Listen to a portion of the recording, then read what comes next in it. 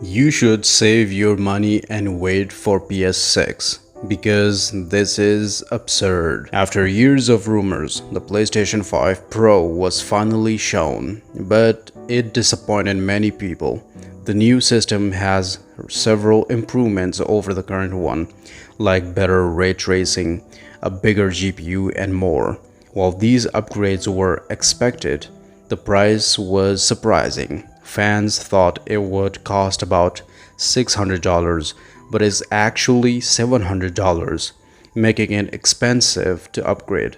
In general, Sony's presentation suggested that upgrading isn't worth it right now, and fans might want to wait for the PS6. In the last console generation, Sony released the PS4 Pro to offer better graphics and faster performance before the PS5 came out. So this isn't a new idea, but what has changed is PlayStation's pricing. Besides the high price, the new system won't have a disk drive option, which means anyone upgrading from a disk-based version will have to pay an extra $79 on top of the $700.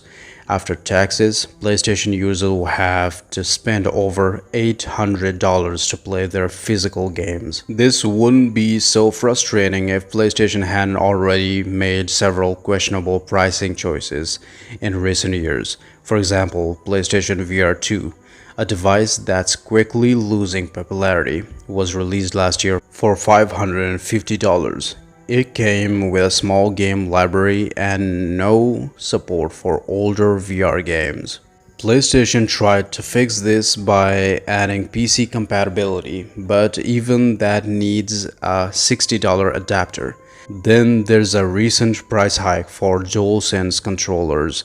A $5 increase isn't an extreme as other decisions lately, but Sony has been asking a lot from its customers, and the PS5 Pro is just the latest example. Another reason fans should wait on upgrading is that PlayStation can be trusted to fully support the system.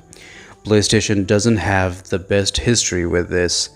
A good example is the poor support for PlayStation VR 2, but there's also the case with Concord. The game came out on August 23rd but was only supported until September 6th when the servers were shut down. Sure, sales were bad and fans got their money back, but it shows that Sony gives up quickly on things that don't get instant attention. The main selling point of the PS5 Pro is that it will enhance and upgrade several games. There's already a good-sized list. But if the PS5 Pro doesn't sell as well as Sony hopes, why should buyers expect long-term support? Sony is asking users to trust them a lot at a time when PlayStation has been quick to drop things that don't perform well. Graphically, the PlayStation line has improved a lot since the PS1 days.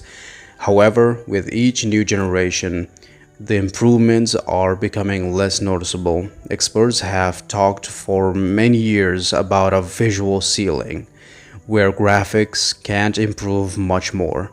It seems PlayStation is getting close to that point.